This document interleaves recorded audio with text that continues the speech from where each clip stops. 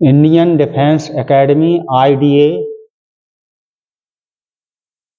के बैच में आज हम संविधान का पहले अर्थ फिर उसका विकास बताएंगे। सबसे पहले संविधान, सम धन विधान, समधन विधान बराबर होता है संविधान।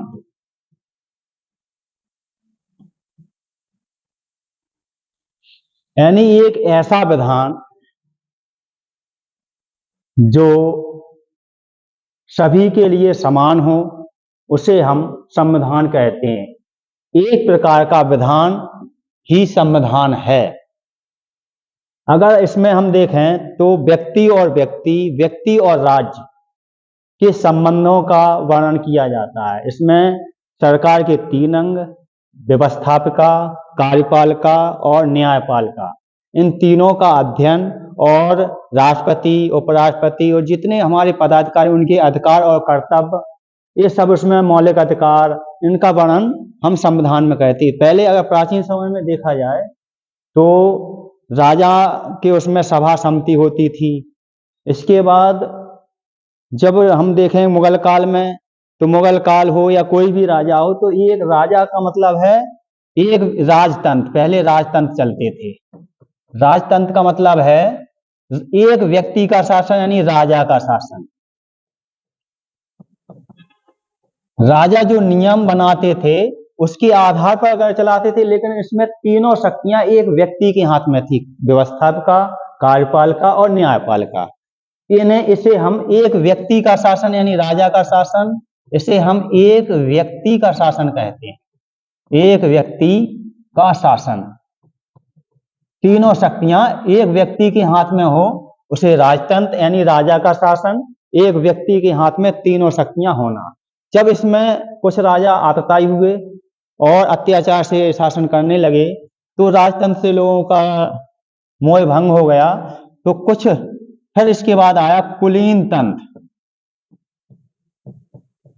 कुलीन तंत्र का मतलब है कुछ लोग, कुछ विशिष्ट लोगों का शासन, कुछ विशिष्ट लोगों का शासन, विशिष्ट लोगों का शासन, या हम कहेंगे कुछ सम्भ्रांत लोगों का शासन। तो इसमें बताया गया कुछ सम्भ्रांत लोगों का शासन।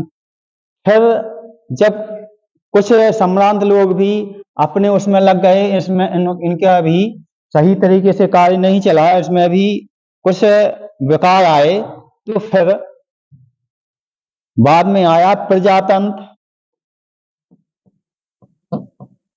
प्रजातंत्र भी कहते हैं, इसे लोकतंत्र भी कहते हैं, यानी जनता का शासन, जनता के द्वारा जनता के लिए। इसमें सभी यानी जनता का शासन, इसे हम कहेंगे जनता का शासन।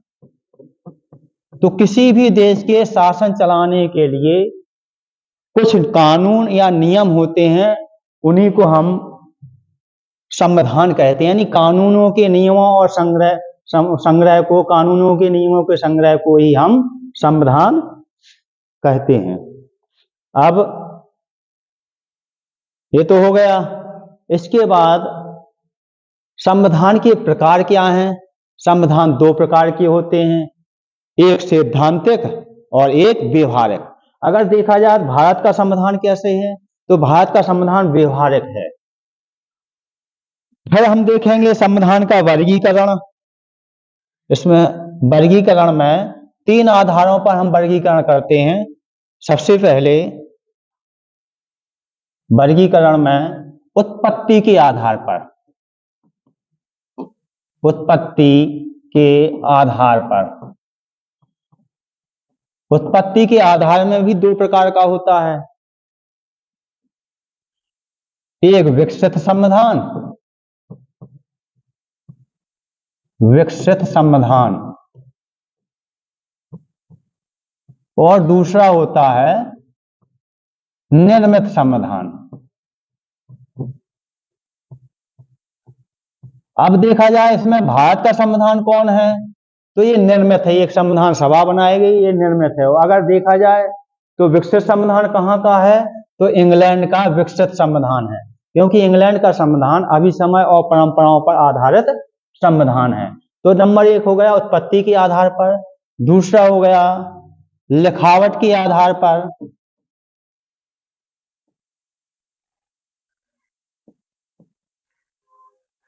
लिखावट के आधार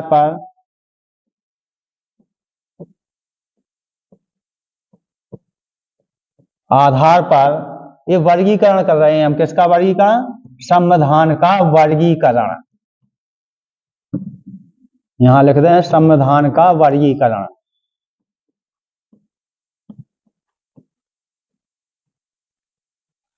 तो लिखावट के आधार पर 2 प्रकार का होता है। नंबर 1 आलिखित संविधान,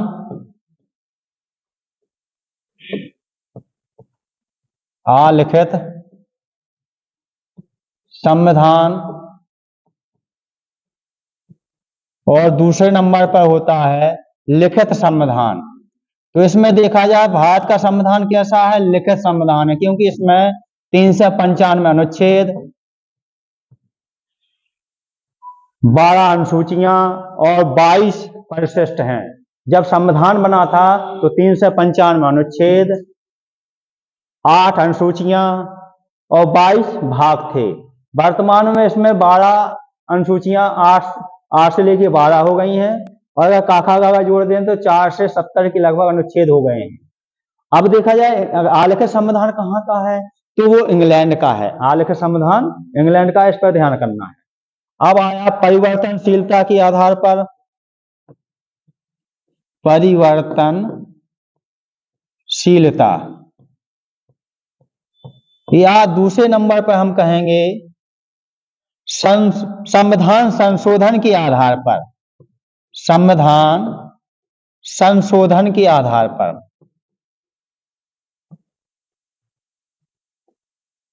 के आधार पर भी 2 प्रकार का होता है। नंबर 1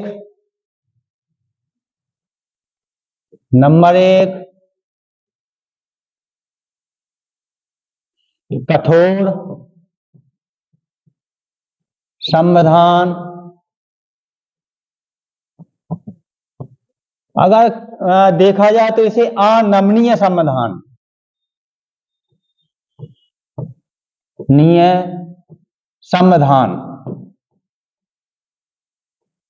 संविधान कहते हैं। अनमनीय माने जिसमें संविधान संशोधन आसानी से ना हो, से कठोर या अनमनीय संविधान कहते हैं।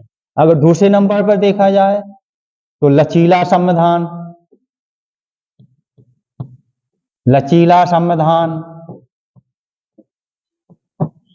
या नमनीय संविधान, नमनीय संविधान। अब इसमें भारत में देखा जाए तो भारत में दोनों पाए जाते हैं, नमनीय और कठोर का संमिश्रण है। यानी जब जरूरत पड़ती है, जैसे हम देखें तो आपातकाल में यह कठोर हो जाता है, वैसे संविधान संशोधन आसानी से। कुछ 3 प्रकार के संविधान संशोधन होते हैं, एक साधारण बहुमत से, एक विशेष बहुमत से जिसमें 2/3 बहुमत हो, और एक तीसरा संविधान संशोधन होता है, उसमें विशेष बहुमत प्लस राज्यों यानी आधे से अधिक राज्यों का समर्थन। तो राज्यों का समर्थन, इस प्रकार 3 प्रकार के संविधान संशोधन होते हैं। अपन को ये देखना है कि भारत में दोनों हैं। अगर देखा जाए तो अमेरिका का क्या है, कठोर संविधान है, इंग्लैंड का कठोर संविधान है, जबकि यहाँ का लचीला है। तो इस हिसाब से केवल भारत का देखें तो भारत में दोनों का मिश्रण है, ये ध्यान रखना है। ठीक है, अपन को और ज्यादा नहीं पढ़ना है। इसके बाद हम देखेंगे संविधान का विकास, जो आज का टॉपिक था संविधान का विकास। हमने चलो संविधान की पहले बता दिया जाए।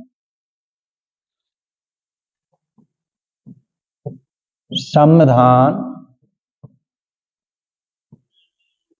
का विकास, कोई भी संविधान किसी भी देश का हो एकाएक नहीं बनता, विकास के पीछे कुछ इतिहास रहता है। तो इस इतिहास में हम देखें कि 1600 ईस्वी में ईस्ट इंडिया कंपनी बन गई और यहाँ वहाँ के महारानी से वो यहाँ 15 वर्ष के लिए शासन व्यापार करने के लिए आए। इसके बाद देखा कि यहाँ मुगल साम्राज्य था, शक्तिशाली था। तो मुगल साम्राज्य में सबसे अंतिम शक्तिशाली था औरंगजेब, जो 1707। तो औरंगजेब की मृत्यु के बाद जो मुगल प्रशासन है तो इतने शक्तिशाली राजा नहीं हुए, इन्हें क्या है अवसर मिल गया, क्योंकि ये व्यापारी इन्हें अवसर की तलाश थी। तो 1757 में अगर देखा जाए तो प्लासी का युद्ध, इसमें सिराजुद्दौला को कूटनीति के द्वारा हरा दिया गया, क्योंकि उसके मंत्री को मिला लिया गया था। सिराजुद्दौला बंगाल में, सबसे पहले इन्होंने बंगाल में 1757 का, ये ध्यान रखना, यहां से इनकी राजनीतिक स्थिति, पहले वो व्यापार की दृष्टि से रहे, लेकिन 1757 में एक ऐसा मोड़ आया जो राजनीतिक दृष्टि से इन्हें आगे बढ़े। कौन? East India company. तो जब उन्होंने देखा हमने जीत लिया तो राजनीतिक, इसके बाद फिर बक्सर का युद्ध हुआ 1764 में, इन्हें और ज्यादा तीनों सेनाओं को एक साथ हराया। तो इनकी राजनीतिक स्थिति पकड़ बन गई है। और इसके बाद उन्होंने देखा कि यहाँ के जो अधिकारी थे वो बड़े भ्रष्ट थे और कर्मचारी, तो जब यहाँ देखा तो कंपनी दिवालिया होने लगी, तो कंपनी यहाँ से भागने ही वाली थी। तो वहाँ की संसद ने, जो वहाँ के राजा थे, वो नहीं चाहते थे कि कंपनी यहाँ से, भारत से भागे। तो उन्होंने कहा कि हमारी आर्थिक स्थिति इतनी अच्छी नहीं है, हम नहीं चला पा रहे हैं। तो संसद ने कहा कि आपको आर्थिक स्थिति की आवश्यकता है, तो आर्थिक स्थिति हम पूरे कर देते हैं, लेकिन हमारे कुछ नियम चलेंगे। किसके ऊपर? कंपनी के ऊपर। तो फिर यहाँ हम देखें संविधान के विकास में कि दो प्रकार से देखेंगे हम संविधान का विकास। यहाँ ये पूरी कहानी इसलिए जरूरी है कि इसको दो भागों में बांटा गया संविधान के विकास को। एक था कंपनी के अधीन,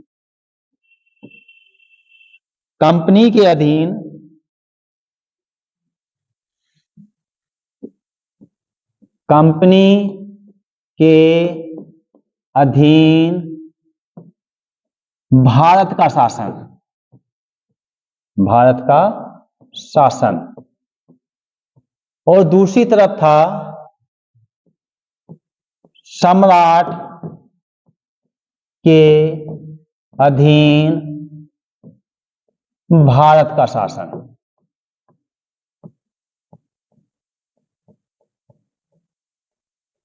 तो इसमें आपको ध्यान करना है। तो कंपनी में उन्होंने कहा कंपनी को आर्थिक स्थिति से हम मजबूत कर देते हैं, लेकिन हमारे कुछ नियम होंगे। तो उन्होंने सबसे पहले 1773 का रेगुलेटिंग एक्ट, 1773 का रेगुलेटिंग एक्ट पारित किया। किसने? कंपनी के अधीन भारत के शासन में। तो किसने पारित किया? ये ब्रिटिश की संसद ने, क्योंकि इनको आर्थिक स्थिति से कंपनी को मजबूत किया। अगर असल में देखा जाए तो ये कंपनी के लिए नियम था। और इसमें ये रेगुलेटर का मतलब क्या है? जैसे पंखा को हम तेज और धीमा करते हैं, तो इसे कंपनी के जो अधिकारी थे उनके ऊपर अंकुश रखने के लिए ही ये एक्ट आया। इसमें सबसे पहले देखा जाए तो सुप्रीम कोर्ट की स्थापना हुई, लेकिन ये सुप्रीम कोर्ट जो था वो क्या नहीं कर सकता था? इसकी अंतिम न्यायालय नहीं था। ये अंतिम प्रीवियस न्यायालय कहाँ होगा? दिल्ली, वहाँ लंदन में अंतिम न्यायालय। तो ये केवल यहाँ सुप्रीम कोर्ट की 1774 में सुप्रीम कोर्ट की कलकत्ता में स्थापना की गई। और इसमें बंगाल के गवर्नर बनाए गए। इसके बाद दूसरे नंबर पर अगर देखा जाए तो 1784 का Pitt's India act, Pitt's India act आया। इसमें क्या किया? इन्होंने इसमें राजनीतिक मामले और व्यापारिक मामले अलग अलग कर दिए। किसके? कंपनी के राजनीतिक मामले और व्यापारिक मामले अलग अलग कर दिए। इसके बाद आता है अपने 1793 का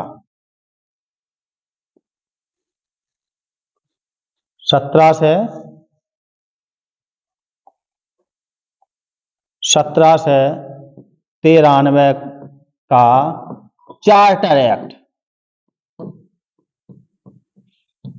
इस एक्ट के द्वारा जो कंपनी के कर्मचारी अधिकारी थे उसका जो वेतन और भत्ता है वो भारतीयों से ही लिया जाए, माने संसद नहीं देगी, ये प्रावधान इसमें किया गया है 1783 एक्ट में।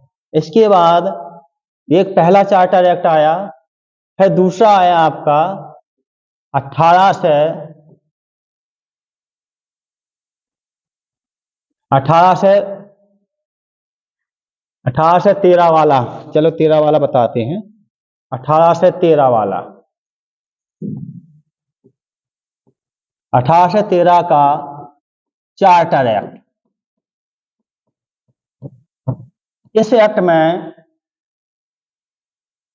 कंपनी पर व्यापार पर प्रतिबंध लगा दिया गया, लेकिन चीन और चाय को छोड़कर। इसमें ये बताया गया, लेकिन आगे चल के जो 1833 का चार्टर एक्ट आया,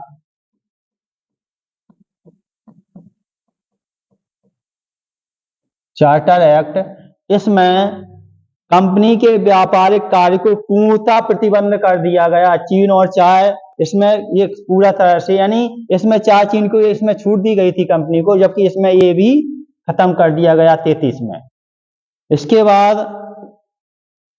1853 का चार्टर एक्ट। तो केवल इतने चार्टर एक्ट ही आपके कंपनी के अधीन आए और 1857 में क्रांति हो गई।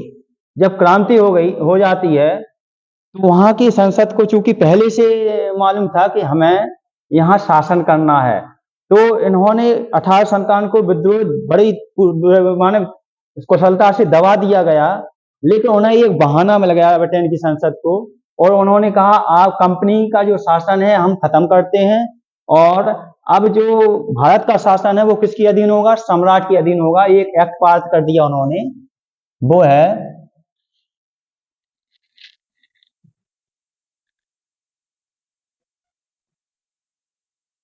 एक एक्ट पास किया 1858 का भारत शासन अधिनियम। भारत शासन अधिनियम। अभी चार्टर एक्ट बन के आते थे, अब क्या आने लगे? अधिनियम बन के आने लगे। कहां से? ब्रिटेन की संसद से। और किसके अधीन? सम्राट के अधीन भारत का शासन होने लगा। तो इसमें केवल इतना कहा गया है कि कंपनी के शासन को हम खत्म करते हैं, और जो भारत का राज जो करेगा वो अब सम्राट करेगा, कंपनी नहीं करेगी। तो इसमें इतना बताया गया है। फिर इसके बाद आया 1861 का भारत शासन अधिनियम। भारत शासन अधिनियम ये बहुत बड़े छोटे छोटे, ये इसमें भी पूरक प्रश्न पूछने का अधिकार है। वो पूरक प्रश्न जो पहले पूछे गए थे, माने जिस पर बहस हो गई, वो उस पर पूरक प्रश्न पूछ सकते हैं। तो इस पर 1861 है। इसके बाद आया 1892 का भारत शासन अधिनियम। 1892 का भारत शासन अधिनियम।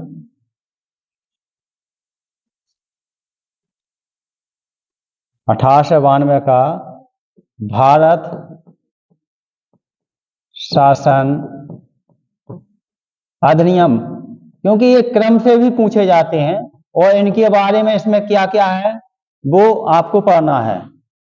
फिर आया सबसे महत्वपूर्ण 1909 का भारत शासन अधिनियम। भारत शासन अधिनियम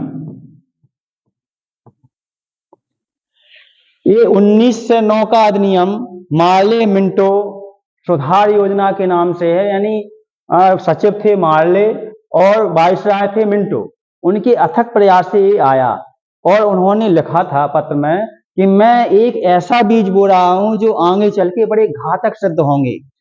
तो इन्होंने सबसे पहले इसमें मुसलमानों को आरक्षण दिया गया। तो ये आरक्षण का बीज कहां से आया अगर देखा जाए तो इसी एक्ट के तहत आया। फिर आया 1919 का एक्ट।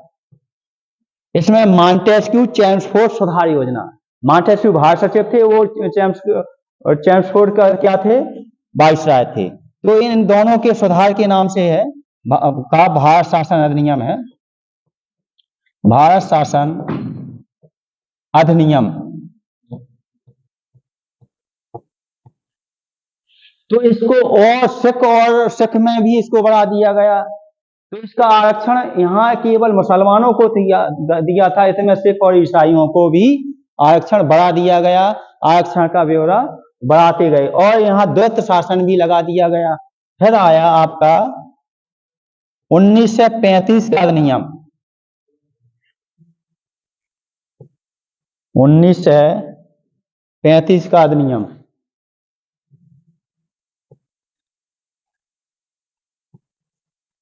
उन्नीस सौ पैंतीस का अधिनियम। 1935 के अधिनियम के बारे में कहा जाता है कि यह एक ऐसा अधिनियम है जिसमें 1935 के अधिनियम में इसके 2 से अनुच्छेद या तो ज्यों के त्यों भारतीय संविधान में उतार दिए गए या कुछ अंशतः इसमें परिवर्तन किया गया। इसके बाद अंतिम आता है 1947 का अधिनियम। 1935 का अधिनियम का भारत शासन अधिनियम, भारत शासन अधिनियम। ये सबसे ज्यादा है अगर देखा जाए जो भारत, एक मिनट बाद में बताएंगे हम, एक अधिनियम और लिख लें इसमें।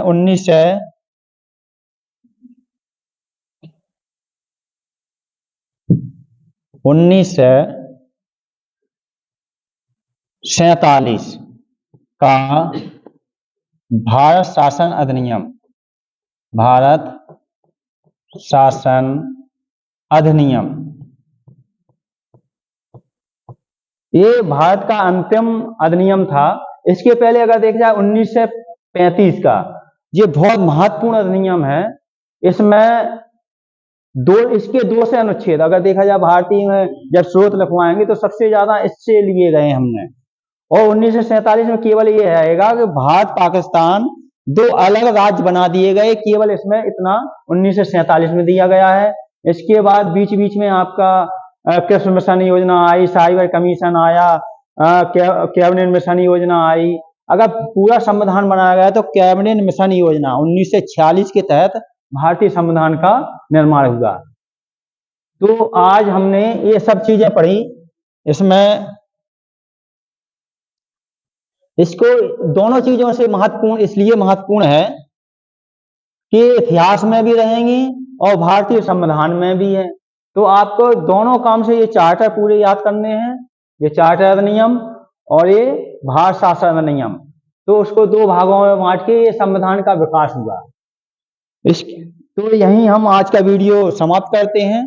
कल जो हम बताएंगे संविधान सभा का गठन।